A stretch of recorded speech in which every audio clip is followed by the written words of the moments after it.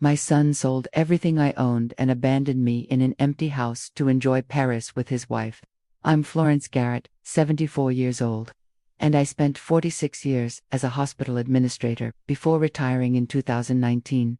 My husband Leonard passed 5 years ago after a battle with cancer that tested every ounce of strength we had. We raised one son, Andrew, in our 3-bedroom house in Portland. I thought I'd taught him about integrity, about family, about respect.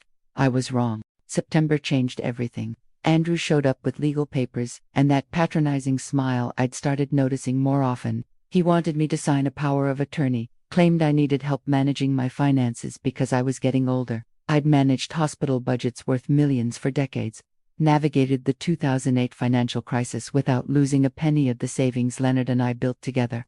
But my own son stood in my kitchen telling me I needed protection from myself. He mentioned some fictional unpaid electric bill, said I was showing signs of natural cognitive decline.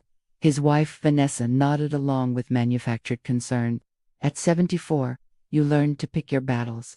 I signed what I thought was a limited power of attorney for basic bill paying. It was the biggest mistake of my life. 3 weeks later, I came home from a routine doctor's appointment and walked into a nightmare. My house had been gutted. The sofa where Leonard and I watched television for 32 years was gone. The dining table where we celebrated every one of Andrew's birthdays since 1978 had vanished. The bookshelves holding 5 decades of collected books stood empty. Even the painting Leonard gave me for our 20th anniversary had been ripped from the wall, leaving a pale rectangle where it had hung. I stood in the doorway of my bedroom staring at empty space where my grandmother's mahogany dresser used to be. The kitchen cabinets gaped open and bare. He'd taken the dishes, the silverware, the pots I'd cooked thousands of meals in. The bathroom, the towels were gone. In the living room, there was only dust in the shape of where my furniture had stood for decades. On the empty kitchen counter, I found a note in Andrew's handwriting. He'd sold everything to cover my future care expenses. He and Vanessa were in Paris for 3 weeks, celebrating life. They'd call when they got back. I sat down on the cold floor of my living room because there were no chairs left, and I cried for the first time since Leonard's funeral, but the tears lasted only 10 minutes. After 46 years managing hospital departments through every kind of crisis, you don't fall apart. You act. This is the story of what happened when my son underestimated his mother, when he thought age meant weakness, when he forgot that the woman who raised him had spent a lifetime learning exactly how to handle people who took things that didn't belong to them. If you want to know how a 74-year-old widow took down her own son and made sure he'd never forget the meaning of consequence, stay with me. Subscribe to this channel because this story has twists you won't see coming. And before we start, drop a comment telling me where you're watching from. I want to know I'm not alone in this. I called Susan Park before I even stood up from that cold floor. Susan had been my attorney since 2001. She'd handled Leonard's estate after he died, managed every legal document I'd needed for the past 23 years. We'd served together on the hospital board of trustees back when she was fresh out of law school. She knew me. More importantly, she knew I didn't panic without reason. She arrived at my house in 20 minutes. I watched her walk through each empty room, her face growing harder with every step. When she finally spoke, her voice had that controlled fury I recognized from courtrooms. She told me this was elder financial abuse. Not just unethical, criminal. We started documenting everything immediately. Susan took photographs of every empty room, every dust outline on the floor, every rectangle of unfaded wallpaper where my pictures had hung. She photographed Andrew's note. She had me write down every item I could remember, with approximate values and how long I'd owned each piece. The mahogany dresser had belonged to my grandmother. The dining table Leonard and I bought in 1980 with our first real savings. The first edition medical textbooks I'd collected since nursing school in 1968. The silver tea service my mother gave me when I got married. 42 years of memories, catalogued like evidence, which is exactly what they were. Susan explained what I already suspected. The power of attorney I'd signed was limited. It covered routine bill paying, managing bank accounts for ordinary expenses. It absolutely did not authorize the sale of my property or assets. Andrew had committed fraud. Worse than that, he'd committed it against his own mother, who he knew had no one else. We filed a criminal complaint that same evening. The Portland Police Department transferred the case to their elder abuse unit within hours. Detective Nathan Morrison took my statement. He was maybe 55, with tired eyes that seemed to understand immediately. He mentioned his own mother was 79 and dealing with early dementia. The thought of someone doing this to her made his jaw tighten.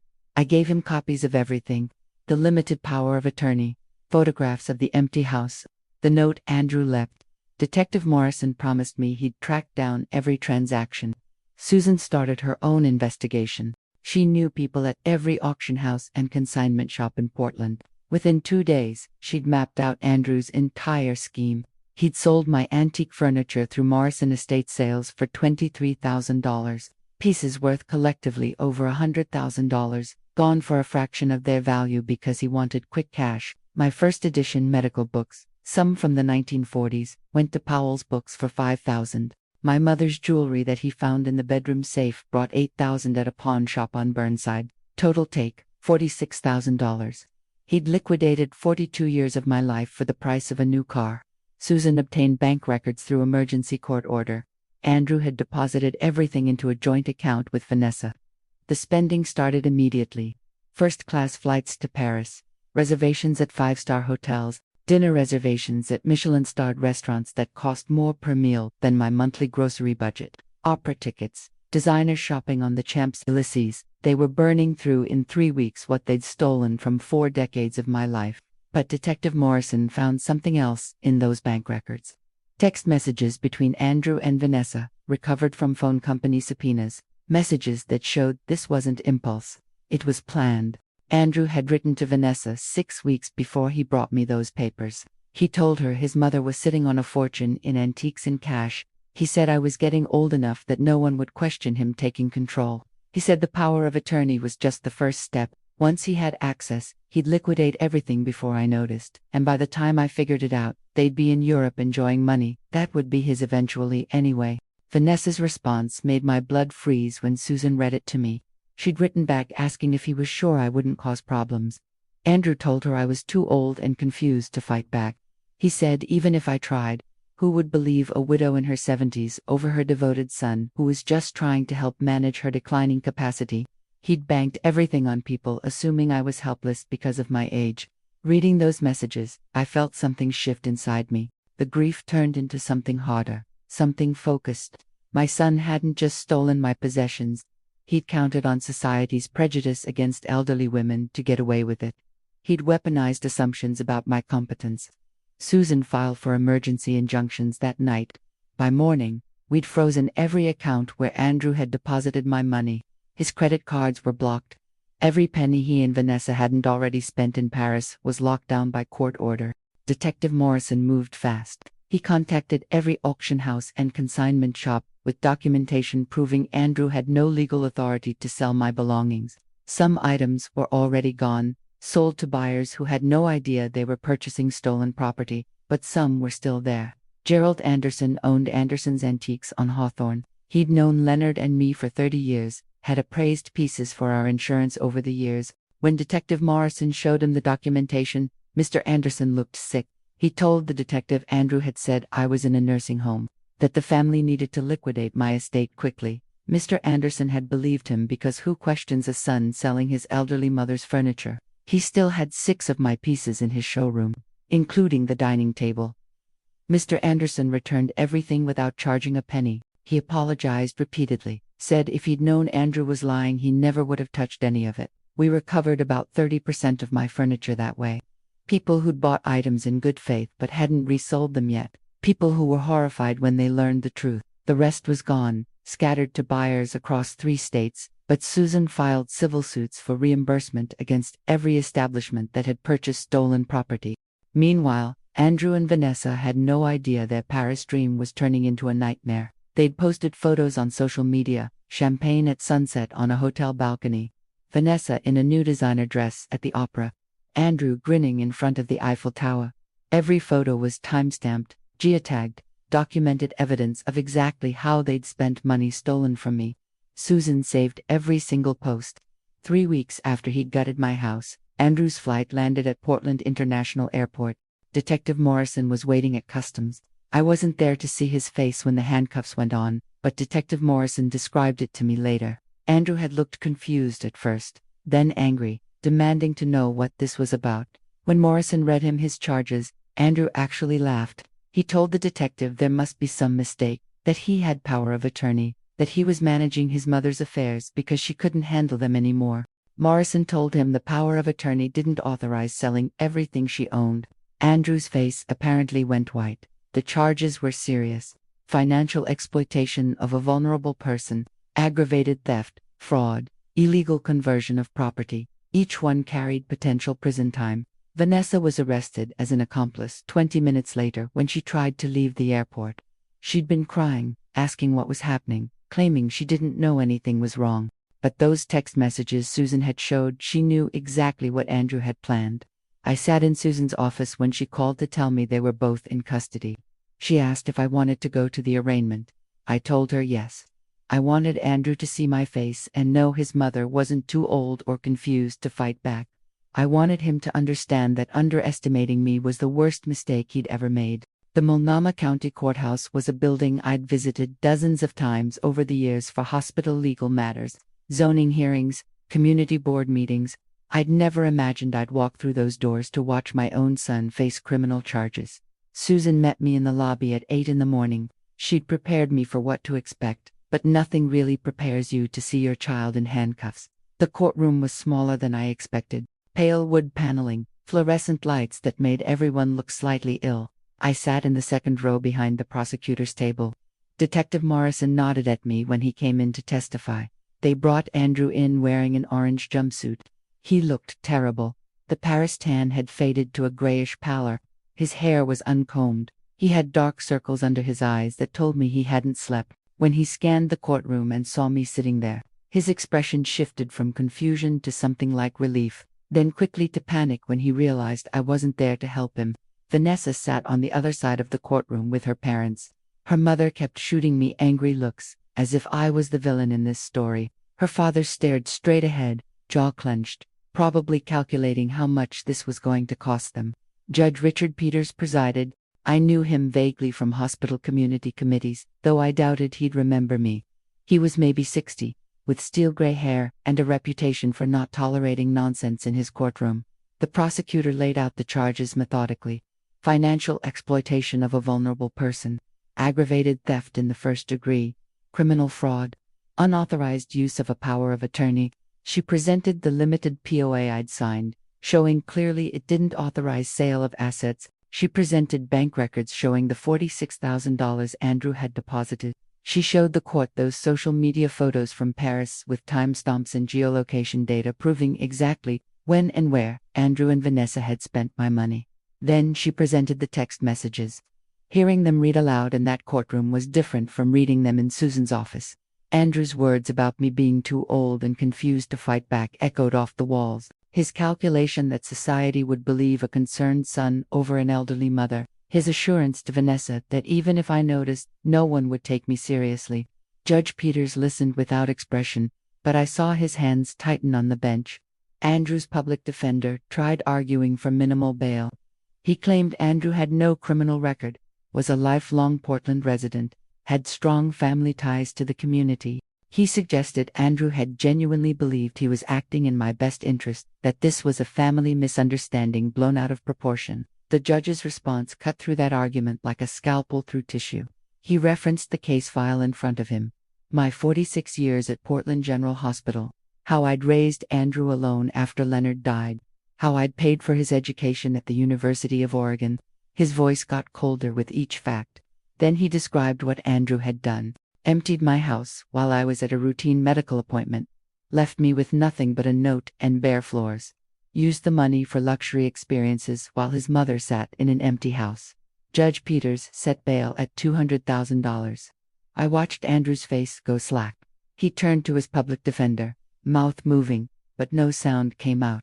The defender started to object, but the judge wasn't finished. He stated that the calculated nature of the crime, the deliberate exploitation of a vulnerable victim, and the clear evidence of premeditation made Andrew a flight risk and a danger to me. Andrew didn't have $200,000. The $46,000 he'd stolen was frozen by court order. He spent 4 days in county jail before Vanessa's parents scraped together enough for a bail bondsman. I heard later, through Susan, that they'd borrowed against their house and maxed out credit cards to raise the 10% required. The preliminary hearing was set for November. In the meantime, Andrew was released with conditions that must have felt like a noose. No contact with me whatsoever, no access to any of my financial accounts or property, GPS monitoring with an ankle bracelet, weekly check-ins with a probation officer. I saw him once more before leaving the courthouse. He was being processed out, back in street clothes but moving like a man in shock. He looked at me across the hallway, and his mouth opened like he wanted to say something, maybe an apology, maybe an excuse. I turned and walked toward the exit. 42 years ago, I'd held him as a newborn and promised to protect him from the world. I'd never imagined I'd need protection from him. Susan and I went to a cafe near the courthouse. She ordered us both coffee and opened her laptop. The criminal case was solid, she explained, but we needed to think strategically about what came next. Civil damages beyond just recovering the stolen money, emotional distress, loss of irreplaceable items with sentimental value, the violation of trust between a mother and son. Then she brought up something I'd been avoiding thinking about: my estate plan. The will Leonard and I had made in 2002. Andrew was listed as the sole beneficiary of everything. The house in Portland, worth over $700,000 after decades of market appreciation. The investment accounts Leonard had built during his 30-year career as an engineer, now worth close to $500,000. The savings accounts, everything I owned, would go to Andrew when I died. Susan asked the question directly. Did I want to change that? I sat there holding my coffee cup, thinking about those text messages, about Andrew telling Vanessa I was too old to fight back, about him calculating that even if I noticed the theft, my age meant no one would believe me over him, about him planning to enjoy my money because it would be his eventually anyway, so why wait? I told Susan yes, I wanted to change everything. She pulled out a legal pad and we started planning right there. Charitable organizations that fought elder abuse, scholarships for healthcare administrators, housing programs for low-income seniors, foundations that supported caregivers. We spent 90 minutes outlining a new estate plan that would direct every penny I owned to causes that actually helped people. Andrew would inherit exactly what he'd left me that September afternoon: nothing. Susan made notes about setting up the documentation, having everything properly witnessed and notarized. She mentioned we should do it quickly, before the criminal trial, to avoid any appearance that the decision was retaliatory rather than considered. I signed the preliminary paperwork that same week. The new will was detailed and ironclad. Susan made sure there were no loopholes, no grounds for Andrew to contest it. She'd learned over 23 years exactly how to make documents bulletproof. I went home that evening to furniture that didn't belong to me but had been given by people who cared. The hospital had organized a donation drive. Former colleagues brought couches and chairs and kitchen tables. The church held a collection that provided dishes and linens and lamps. Nothing was original. Nothing carried Leonard's and my history. But it was functional and it was given with genuine kindness. I sat on a donated recliner and thought about the preliminary hearings scheduled for November. About the criminal trial that would follow. About the new will sitting in Susan's office that ensured Andrew's calculations about eventually inheriting everything would become the most expensive mistake of his life. He'd assumed I was helpless because of my age. He was learning that 74 years had taught me exactly how systems worked and how to use them. Against people who thought they could exploit the vulnerable. The real fight hadn't even started yet. The preliminary hearing in November revealed something worse than I'd imagined. Andrew's scheme wasn't just about Paris. It was years in the making. Susan had subpoenaed 6 months of financial records as part of the criminal discovery process. What came back told a story that made me physically ill. We sat in her conference room with bank statements, credit card bills, and loan documents spread across the table like evidence of a long betrayal. Andrew had been stealing from me since Leonard died in 2020. Small amounts at first. The kind of transactions I wouldn't notice in monthly statements: a check written to himself for $800, with a memo line that said home repair reimbursement for work he'd never done. Cash withdrawals from the account he'd convinced me to add him to after Leonard's funeral, claiming it would make it easier to help me with groceries and bills. 200 here, 300 there, always staying just under the threshold that would trigger my attention. Over 5 years, he'd taken nearly $30,000 before the house liquidation. Susan traced the spending. Andrew and Vanessa had renovated their kitchen in 2021 using money he'd withdrawn from my accounts. They'd taken a cruise to Alaska in 2022, funded by checks he'd written to himself. The down payment on Vanessa's BMW came from a transfer he'd made while I was recovering from a minor surgery and wasn't paying close attention to statements. Every time I'd noticed something and asked about it, Andrew had explanations ready. The $800 was for fixing my fence. Didn't I remember? The cash withdrawals were for groceries he'd bought me. He just forgot to keep the receipts. The larger transfers were mistakes by the bank that he'd already corrected. I'd believed him because he was my son, because I couldn't imagine he'd systematically rob his own mother.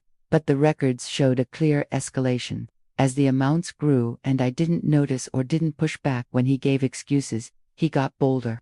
By 2024, he was taking thousands at a time. The power of attorney in September wasn't the beginning. It was just the moment he decided to take everything at once instead of bleeding me slowly. Detective Morrison brought this timeline to the prosecutor. The charges were amended to include theft spanning 5 years, pattern of financial exploitation. The enhanced charges carried longer potential sentences. The preliminary hearing happened on a gray November morning. Rain hammered the courthouse windows.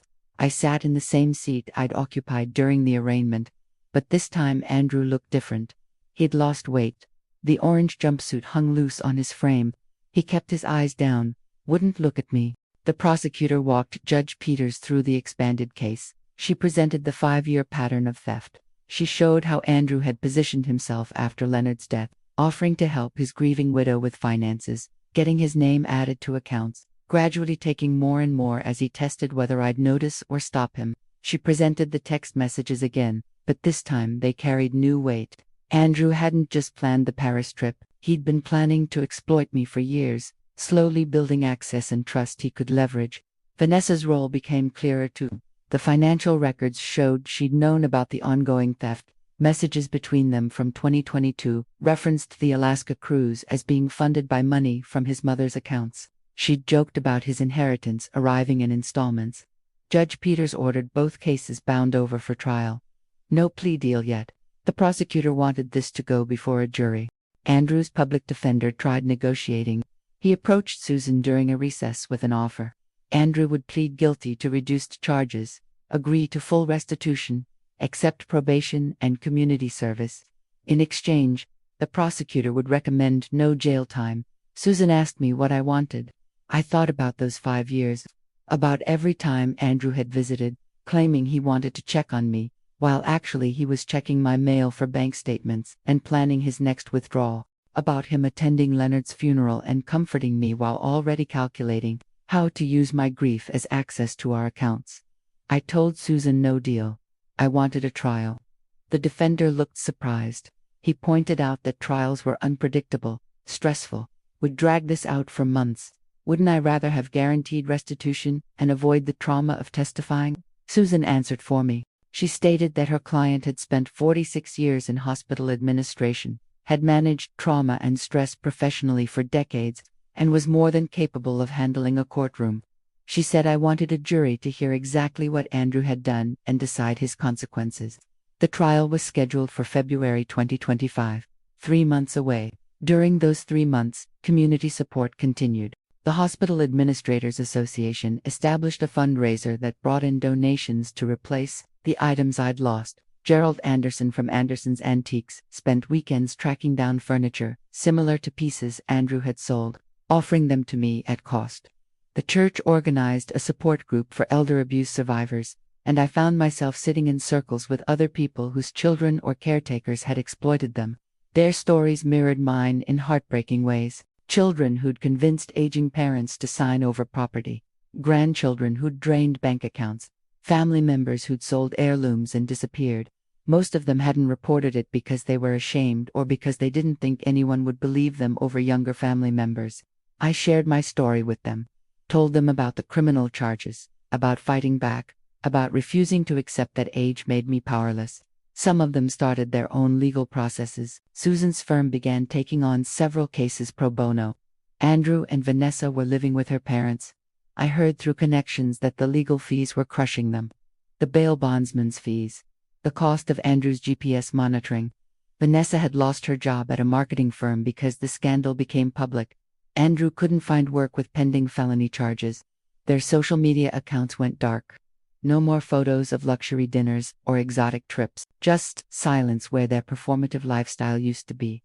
Susan prepared me for trial testimony. We went through questions the prosecutor would ask, questions the defense might use to make me seem confused or vindictive. She coached me on staying calm, speaking clearly, not letting the defense attorney make me emotional on the stand. But she needn't have worried. After 74 years of life, 46 of them dealing with hospital administrators, insurance companies, and bureaucrats, I knew how to handle people trying to make me doubt myself. Christmas came and went.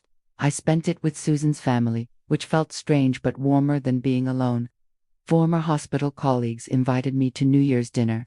The support network I'd built over decades held me up when my blood family had gutted me. January arrived, cold and clear. The trial date approached. Susan filed the updated will with the probate court, properly witnessed and notarized. Everything I owned would go to organizations fighting elder abuse, funding healthcare scholarships, building housing for low-income seniors. Andrew would get nothing. Not the house, not the savings, not a single photograph or dish towel. I'd spent 5 years being robbed by my own son.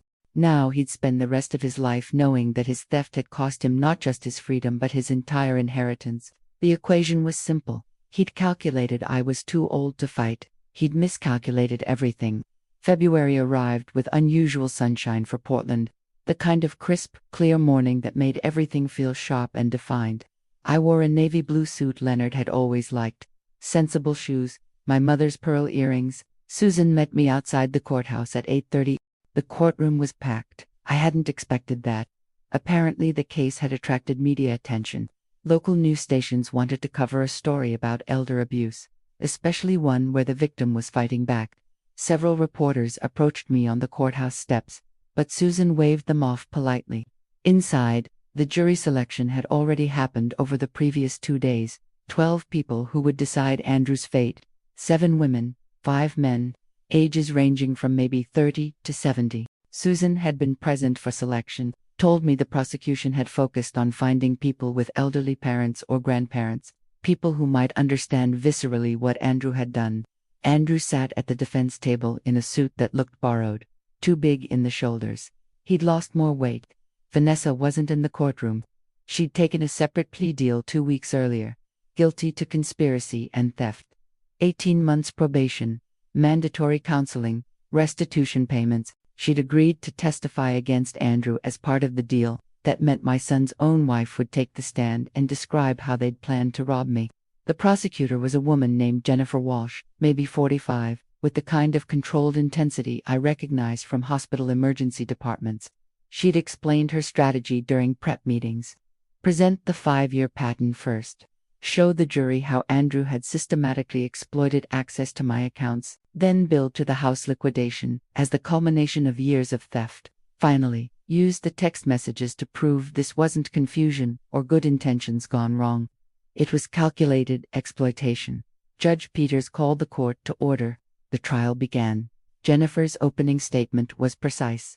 She outlined the case without drama, letting the facts carry their own weight. A son who spent 5 years stealing from his widowed mother, who positioned himself after his father's death as a helpful caretaker while actually draining accounts, who convinced his mother to sign a limited power of attorney, then exceeded its scope to liquidate her entire household, who texted his wife about exploiting his mother's age because no one would believe an elderly woman over her devoted son. The defense attorney, a man named Paul Hendricks, tried a different approach. He painted Andrew as overwhelmed, a son who watched his mother struggle after losing his father, who genuinely worried about her capacity to manage complex finances at 74, who made poor decisions with good intentions, who panicked and made mistakes but never meant harm. Hendricks suggested I was sharp enough to pursue criminal charges, so perhaps my claims of vulnerability were exaggerated. Perhaps this was a family dispute over money and control, not elder abuse. I sat there listening to him essentially argue. I was too competent to be a victim. The irony wasn't lost on me. The prosecution called Detective Morrison first. He walked the jury through the investigation. The empty house. The documentation of sold items. The bank records, showing $46,000 in deposits. The social media posts from Paris. The text messages between Andrew and Vanessa planning the theft months in advance. The defense tried to shake Morrison on cross-examination, suggesting the power of attorney might have been broader than claimed, that perhaps I'd been more confused than I remembered. Morrison shut that down efficiently. He'd reviewed the POA document with multiple attorneys. It was limited and clear. Andrew had no authority to sell my property. The prosecution called Susan next. She testified about our attorney-client relationship spanning 23 years, about drafting Leonard's will, about handling my legal affairs through retirement, about my competence and clarity in every interaction we'd had. The defense tried suggesting Susan was biased, that, as my attorney, she'd naturally support my version of events. Susan looked at Hendricks like he'd said something foolish. She reminded him she was an officer of the court with ethical obligations. She didn't falsify testimony for clients regardless of how long she'd known them. Then Jennifer called Gerald Anderson. Mr. Anderson was 72, had owned his antique shop for 40 years. He explained how Andrew had brought items in September claiming his mother was in a nursing home, that the estate needed quick liquidation. How he'd believed Andrew because, who suspects a son of robbing his own mother? How horrified he'd been when Detective Morrison showed him the truth. The defense asked why he hadn't verified Andrew's story before buying the items. Mr. Anderson said quietly that in 40 years of business, he'd handled hundreds of estate sales. Family members were almost always honest. He'd never had reason to doubt someone's son. The defense rested without calling him back. Day 2 brought the financial expert, a forensic accountant named Dr. Patricia Chen, who'd analyzed 5 years of my bank records. She presented charts showing the pattern of unauthorized withdrawals, small amounts in 2020 and 2021, escalating in 2022 and 2023, spiking dramatically in 2024 before the house liquidation. Dr. Chen explained how embezzlers typically operate. They start small to test whether anyone's paying attention. When they succeed without consequences, they take more. The pattern in my accounts was textbook gradual exploitation. The defense tried arguing that I'd authorized those withdrawals, that Andrew had been helping with expenses. Dr. Chen pointed out that the money didn't go to my expenses. It went to Andrew's cruise, his wife's car, his kitchen renovation. The withdrawals correlated with his spending, not my needs. Then Jennifer called Vanessa. Andrew's wife walked to the witness stand, looking like she'd aged a decade. Her hair was pulled back severely. No makeup, plain clothes. She'd gained weight, or maybe just looked heavier with stress. Jennifer asked her directly about the text messages, about Andrew's plan to exploit me. Vanessa confirmed everything. She described conversations where Andrew had complained that his inheritance was tied up in the house and savings, while his mother lived comfortably. How he'd resented waiting for me to die to access what he felt was already his money. How he'd convinced himself he was just taking an advance on his inheritance. She described the Paris trip. How they'd spent money on experiences Andrew said they deserved after years of him having to help his aging mother. How she'd felt uncomfortable at first but rationalized it because Andrew insisted the money would be his eventually anyway. The defense attorney tried to discredit her, pointing out she'd taken a plea deal to avoid prison time. Vanessa acknowledged that she said she'd agreed to testify truthfully in exchange for probation. She said she was deeply ashamed of what they'd done. Hendricks asked if she was just saying what the prosecutor wanted to hear. Vanessa looked directly at Andrew for the first time. She said no, she was saying what actually happened, that they'd stolen from his mother and used her age as justification, that she'd gone along with it and would regret it forever. Andrew stared at the table. His jaw worked like he was grinding his teeth. The prosecution rested late on day 2. Judge Peters adjourned until morning. Susan and I had dinner at a quiet restaurant. She said the case was going well. The evidence was overwhelming. The defense had no real strategy except trying to make Andrew seem well-intentioned, but misguided. No jury would buy that after seeing the text messages and hearing Vanessa's testimony. I asked what she thought would happen. Susan said conviction was almost certain. The question was sentencing. The charges carried up to 10 years. But with no prior record, Andrew would likely get 3 to 5 with possibility of parole, plus restitution of every penny he'd taken over 5 years, plus damages. I thought about Andrew sitting in that courtroom listening to person after person describe what he'd done. about him hearing his own wife testify against him, about the jury seeing those text messages where he'd called me too old and confused to fight back. Tomorrow, I'd take the stand. I'd tell 12 strangers what my own son had done to me. And I'd make sure they understood I was fighting back precisely because I wasn't too old or confused or helpless. I was just done being underestimated. Day 3 started with my name being called. I walked to the witness stand with my back straight and my head up. The bailiff administered the oath. I placed my hand on the Bible and swore to tell the truth. Then I sat down and looked at the jury. Jennifer Walsh stood at the prosecutor's table. She asked me to state my name and age for the record. I told them I was Florence Garrett, 74 years old, retired hospital administrator, widow, mother of 1 son.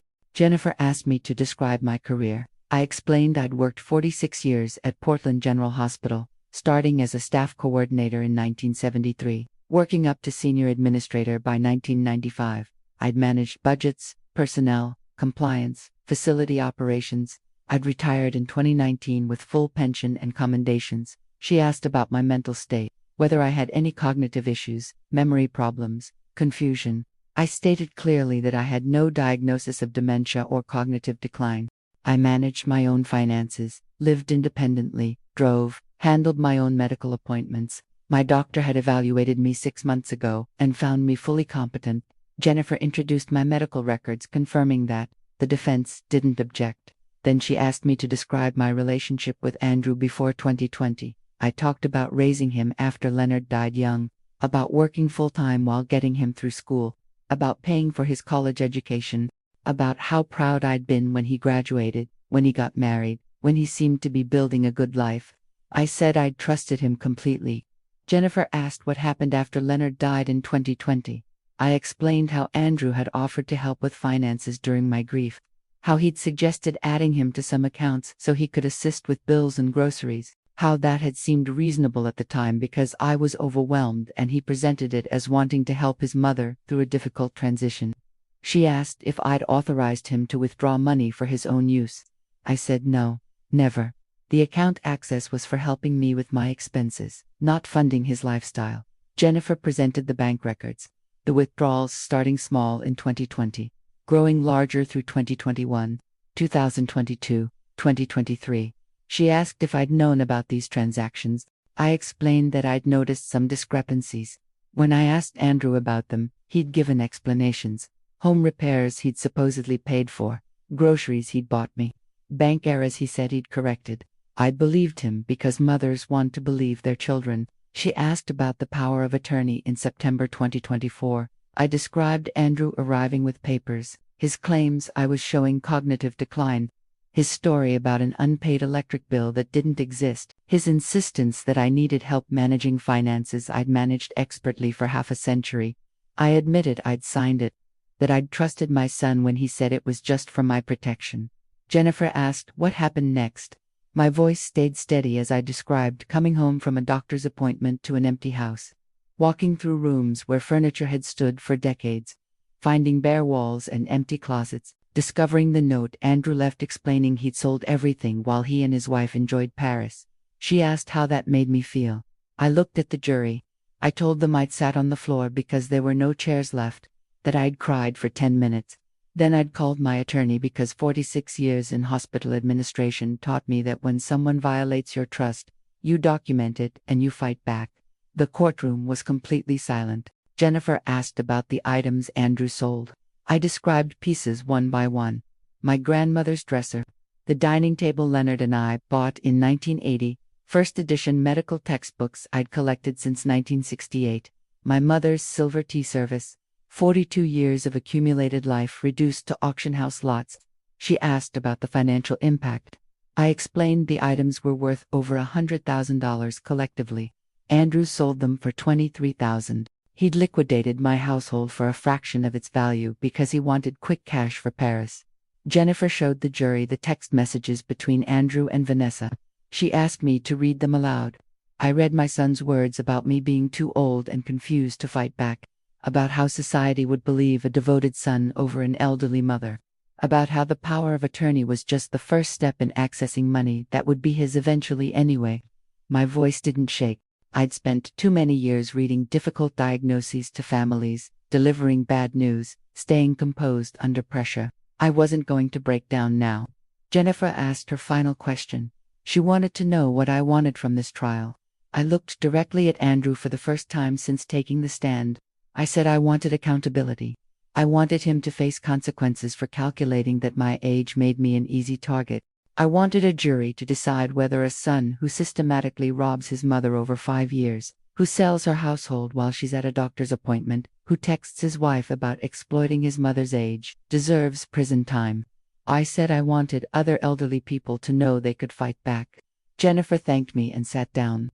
The defense attorney stood for cross-examination. Paul Hendricks approached the witness stand with an expression meant to seem sympathetic. He asked if it was true that I'd added Andrew to my accounts voluntarily after Leonard died. I confirmed that I'd been grieving and he'd offered to help. I'd trusted him. Hendricks asked if I'd ever explicitly told Andrew he couldn't withdraw money for expenses. I explained the account was for my expenses, not his personal use. That distinction seemed obvious. He suggested maybe Andrew had genuinely misunderstood. Maybe he thought helping his mother included managing resources that would eventually be his inheritance anyway. I asked Hendricks directly whether he believed the text messages showed misunderstanding or calculation, whether telling his wife I was too old to fight back sounded like good intentions. Judge Peters reminded me to answer questions, not ask them. But the point was made. Hendricks tried a different approach. He asked if I was angry at Andrew. I said yes. I was angry that my son stole from me, betrayed my trust, and used my age as justification. Any reasonable person would be angry. He asked if my anger might be coloring my interpretation of events. I looked at him evenly. I pointed out that bank records don't interpret. Text messages don't interpret. $46,000 deposited into Andrew's account and spent in Paris while I sat in an empty house doesn't require interpretation. Hendricks asked if I loved my son. The question caught me off guard. I paused, feeling the jury's eyes on me. I said I loved the son I raised, the boy I'd worked double shifts to support, the young man I'd sent to college. But that son wouldn't have done this. The man sitting at that defense table had made choices that broke something fundamental between us. Hendricks had no more questions. I stepped down from the witness stand. Walking back to my seat, I felt lighter somehow. I'd spoken clearly. I'd stayed composed. I'd made the jury see me as a competent woman who'd been exploited, not a helpless victim who couldn't defend herself. The prosecution rested their case. The defense called only 2 witnesses: a neighbor who testified that Andrew had seemed devoted to me over the years, often visiting to check on me; a former co-worker of Andrew's who said he'd always spoken lovingly about his mother. Character witnesses meant to suggest Andrew was a good person who'd made mistakes, not a predator who'd calculated how to rob his own mother. The prosecution's cross-examination was brief. Jennifer asked each witness if they'd seen the text messages where Andrew discussed exploiting me, if they'd known about the 5-year pattern of theft, if their opinion of Andrew's character changed, knowing he'd liquidated his mother's house while vacationing in Paris. Both witnesses admitted it did. The defense rested without calling Andrew to testify. Probably wise. The text messages made any claim of good intentions impossible to defend. Closing arguments were scheduled for the next morning. Susan and I left the courthouse as February's sun broke through clouds. She said my testimony had been perfect. Composed but honest. Detailed but not theatrical.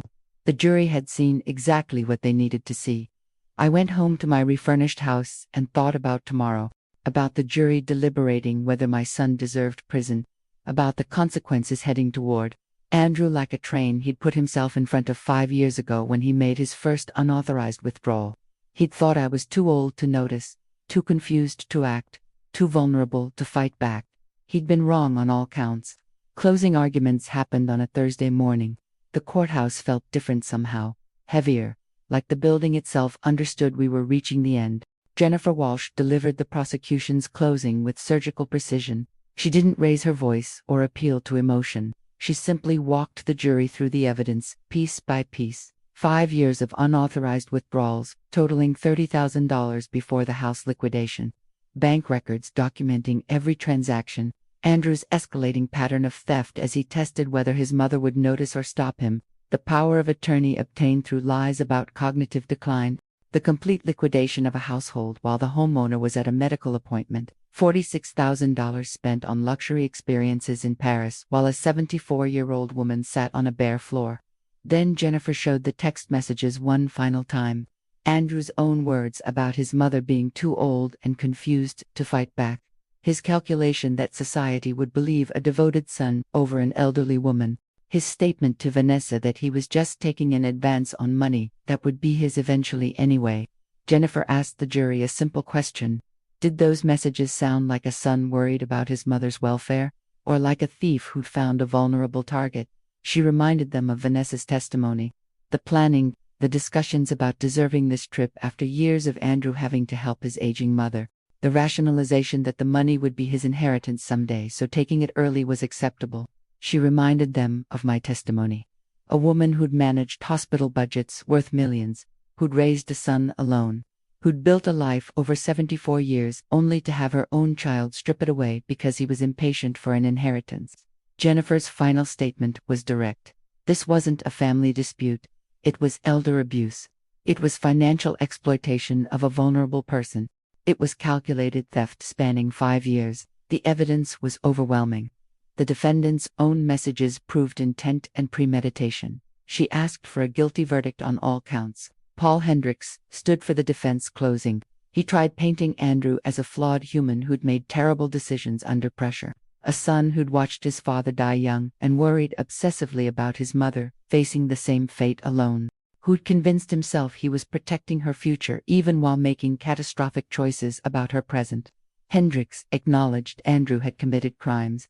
The question was whether those crimes came from malice or from panic and poor judgment.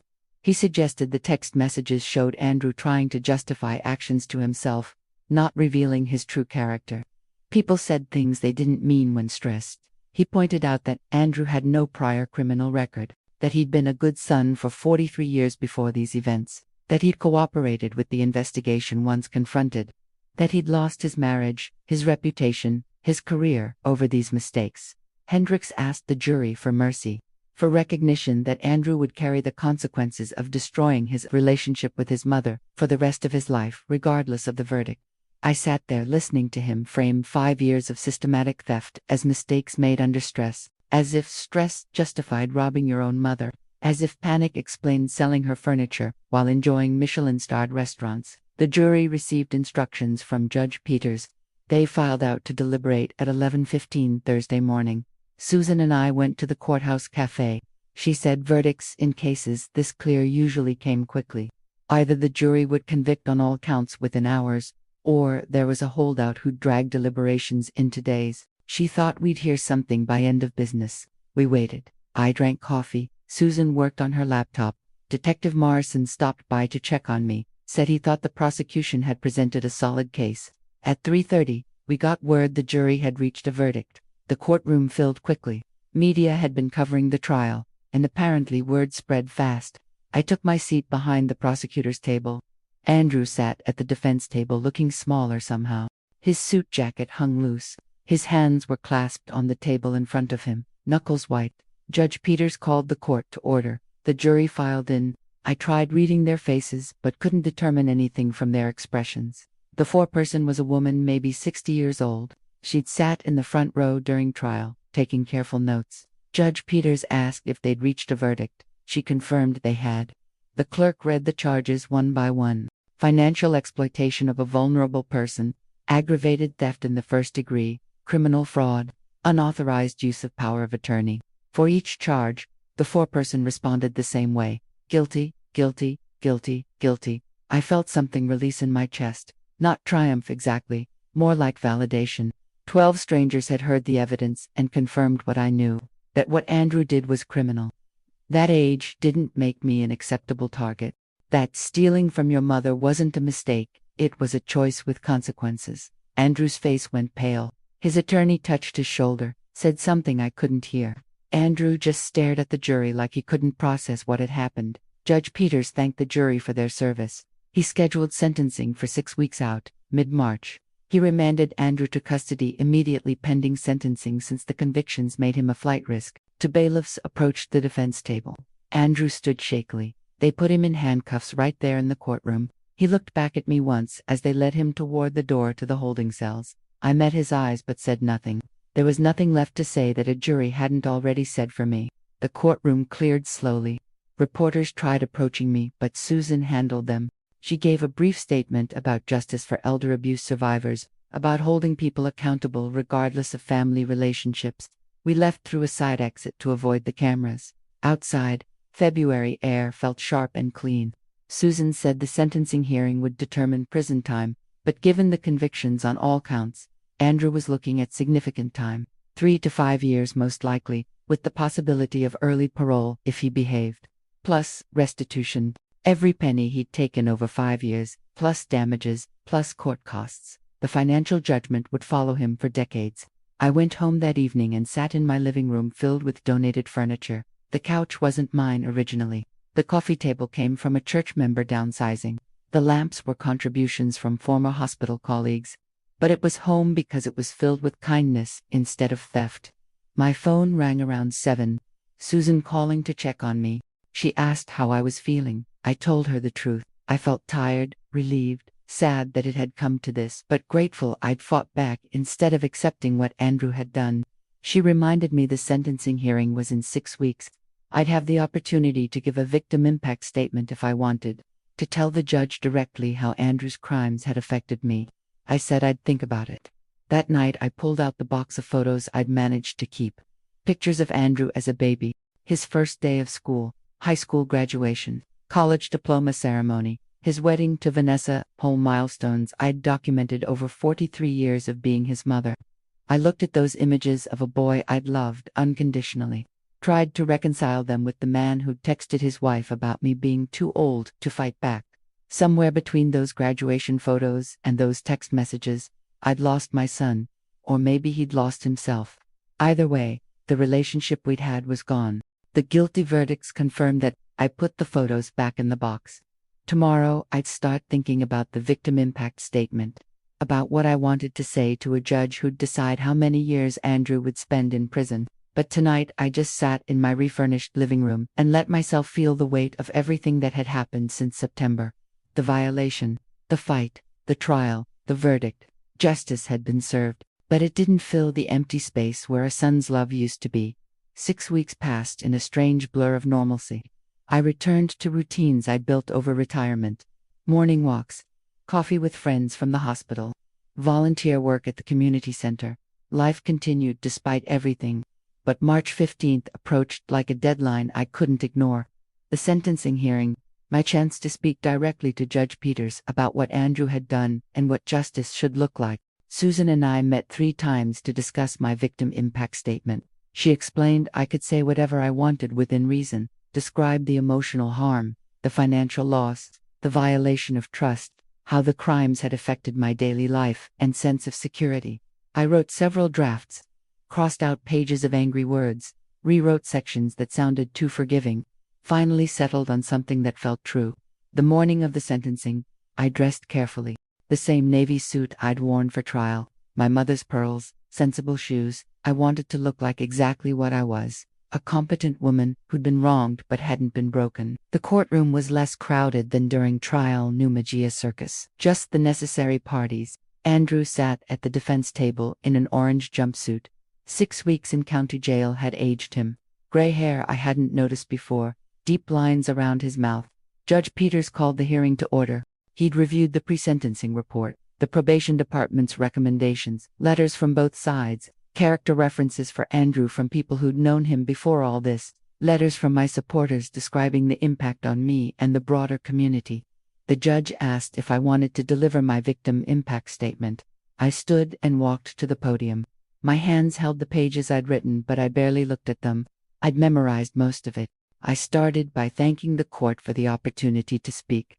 Then I described what it felt like to come home to an empty house. Not just the shock of missing furniture, but the deeper violation of knowing my own son had walked through my home deciding what to sell, that he'd touched items carrying decades of memories and seen only dollar amounts. I talked about the grandmother's dresser, how my mother had given it to me when I got married in 1968, how I'd kept Leonard's letters in the bottom drawer, how Andrew had sold it to strangers without asking if I wanted to preserve anything inside it. Those letters were gone forever because my son couldn't be bothered to check drawers before liquidating my bedroom. I described the financial impact. Not just the $46,000 from the house sale, but the $30,000 in unauthorized withdrawals over 5 years. Money I'd saved carefully during my working years. Money Leonard and I had planned to use for our retirement together before cancer took him. Money Andrew had spent on cruises and cars and kitchen renovations while telling me he was helping with my expenses.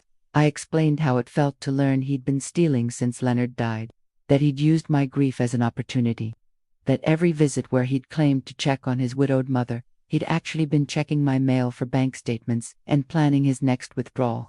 I talked about trust, how I'd raised Andrew alone after his father died young, how I'd worked double shifts to give him opportunities, how I'd trusted him completely because that's what mothers do, how he'd taken that trust and calculated exactly how to exploit it. Then I addressed the text messages. I read them aloud again. Andrew's words about me being too old and confused to fight back. His assessment that society would believe a devoted son over an elderly mother. I told Judge Peters those messages revealed the deepest cut. My son hadn't just stolen from me. He'd counted on ageism to protect him. He'd weaponized stereotypes about elderly women being helpless and confused. He'd bet everything on the assumption that my age made me an acceptable victim. My voice stayed steady. I'd cried enough over the past 6 months. This wasn't the time for tears. This was the time for clear-eyed truth. I explained that I didn't want revenge. I wanted accountability. I wanted Andrew to understand that age doesn't equal vulnerability, that stealing from your mother has consequences regardless of whether you think she's too old to fight back. I told the judge I hoped the sentence would send a message to other potential abusers that elderly people have rights, that financial exploitation is serious crime, that family relationship doesn't excuse theft or fraud. I finished by saying I'd spent 74 years learning how the world works.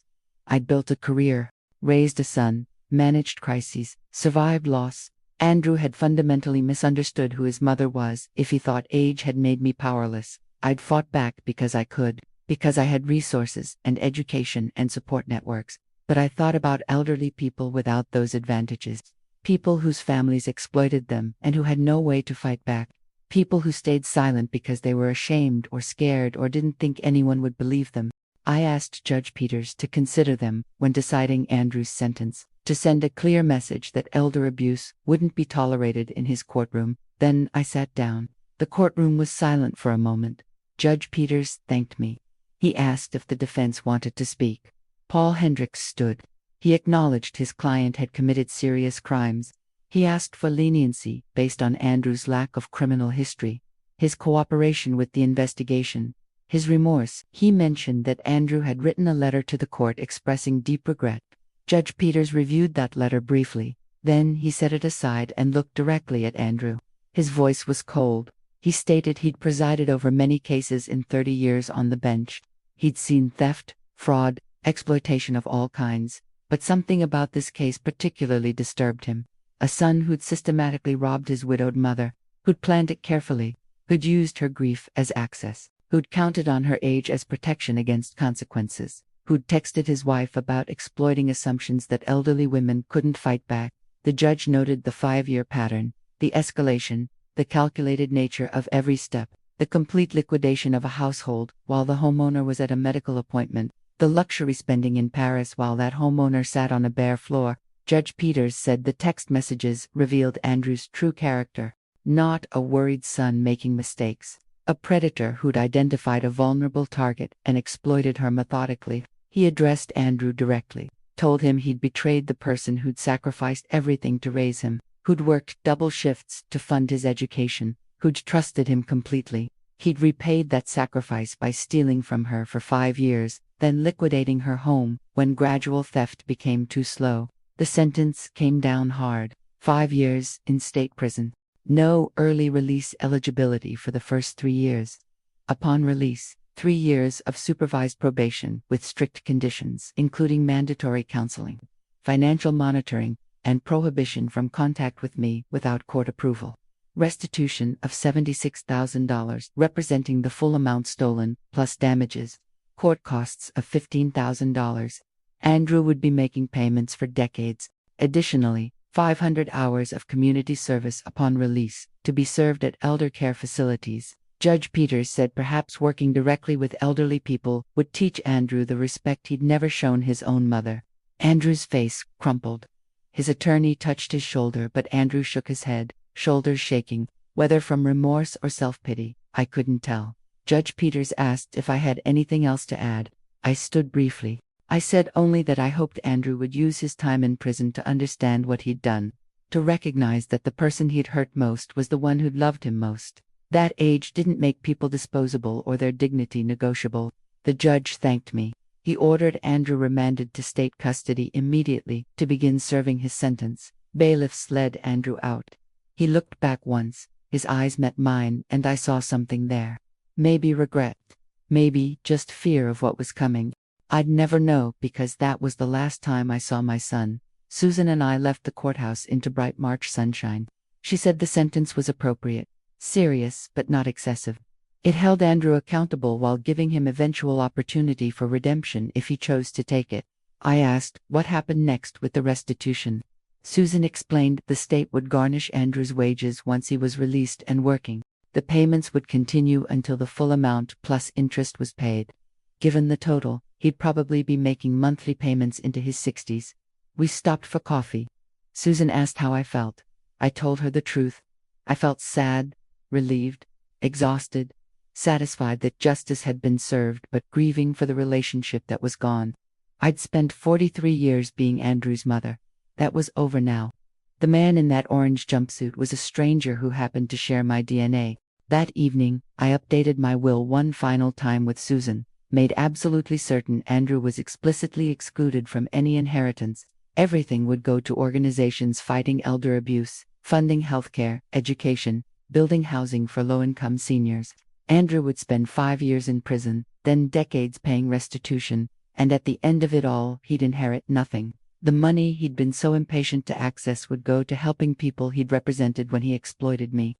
The equation was complete. He'd calculated I was too old to fight. He'd lost everything because of that miscalculation. Justice wasn't just served, it was served cold. 3 years have passed since Judge Peters sentenced Andrew to prison. I'm 77 now, and life has settled into something I never expected.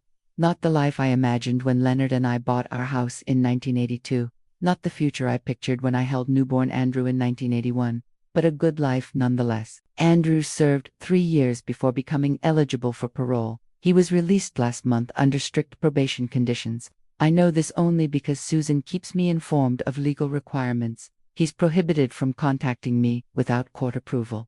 He hasn't requested any. I heard through community connections that he's working construction now, living in a small apartment in Gresham, making monthly restitution payments that will continue for another 27 years. He'll be 70 before that debt is paid. Vanessa divorced him while he was in prison. She completed her probation, attended mandatory counseling, moved to Seattle. I harbor no ill will toward her. She made terrible choices, but she owned them and testified truthfully.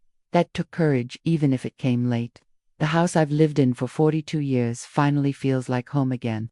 Not because of the furniture, though I've slowly replaced donated items with pieces I've chosen myself. It feels like home because I reclaimed it. Because I proved that age doesn't equal helplessness. The Hospital Administrators Association used my case as a catalyst. They created an elder abuse awareness program I helped design. We train healthcare workers to recognize financial exploitation signs. We educate seniors about protecting themselves from family members who might view them as targets rather than people. I speak at community centers twice a month, tell my story to rooms full of elderly people who need to hear that fighting back is possible. That age brings wisdom and experience, not just vulnerability. That trusting your instincts when something feels wrong is valid regardless of whether the person exploiting you is family. Some of those audiences include people dealing with their own exploitation situations, adult children taking control of finances, grandchildren draining accounts, relatives selling property without permission. They approach me afterward with stories that mirror mine in heartbreaking detail. I connect them with Susan's firm, which expanded their elder law practice after my case. They take many cases, pro bono or on sliding scale. In 3 years, they've recovered over $2 million for elderly clients and secured criminal convictions in 17 cases. The letters I receive are overwhelming. Elderly people thanking me for showing them they could fight back. Adult children who saw my story and reconsidered how they were treating aging parents. Healthcare workers who recognized abuse patterns because of the training programs. One letter came from a woman in Eugene. Her daughter had convinced her to sign over her house, claiming it was for estate planning. The daughter planned to sell immediately and pocket the money. The woman saw a news article about my case, contacted Susan's firm, and stopped the sale 2 days before closing. She pressed charges. Her daughter took a plea deal, and the house stayed in the mother's name. That woman is 81. She told me my story gave her courage to protect herself. These letters remind me why going through the trial mattered, why speaking publicly about what Andrew did was worth the pain of exposure. One person fighting back creates permission for others to do the same. The financial restitution Andrew pays goes directly into a fund I established, the Florence Garrett Elder Justice Fund. Every dollar he sends gets matched by donations and distributed to organizations fighting financial abuse. His theft funds the very programs working to prevent others from doing what he did. The irony isn't lost on anyone, least of all Andrew, I imagine. My revised will remains unchanged. The house, now worth over $800,000 after Portland's continued market appreciation, will go to Habitat for Humanity's senior housing program. They'll sell it and use proceeds to build accessible homes for elderly people with limited income.